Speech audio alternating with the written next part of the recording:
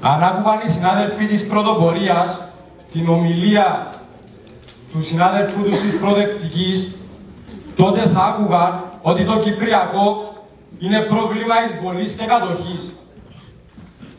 Εμείς, κύριοι της πρωτοπορίας, τιμούμε την Ελλάδα του Πολυτεχνείου, την Ελλάδα του Γιάννη Ρίτσου, του Μπελογιάννη, της εθνικής αντίστασης και των χιλιάδων Ελλήνων που έδωσαν τη ζωή τους για την δημοκρατία και την ελευθερία στην Ελλάδα.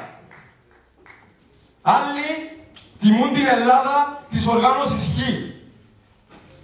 του Γρίβα, που κατέδιδε τους αγωνιστές της Ελλάδα που πάλευαν ενάντια στους Γερμανούς. Άλλοι τιμούν την Χούντα και την ΟΚΑΒΙΤΑ που άνοιξαν τις κερκόπορτες στον Τούρκο εισβολέα. Δεν είναι με το να κρατάμε πολλές ελληνικές σημαίες, κύριοι της πρωτοπορίας, που τιμούμε την Ελλάδα, της δημοκρατίας και της προόδου.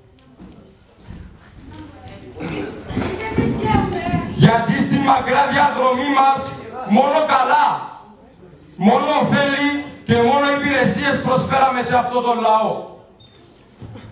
Γιατί εμείς ποτέ δεν υπήρξαμε χαλαστές. Είμαστε και παραμένουμε χτίστες, δημιουργοί και οικοδόμοι ενός ευτυχημένου μέλλοντος.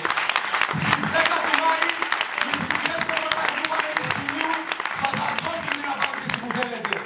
Ισχυρή προοδευτική, συμφοιτητές, συμφοιτήτριες στις 10 του Μάη.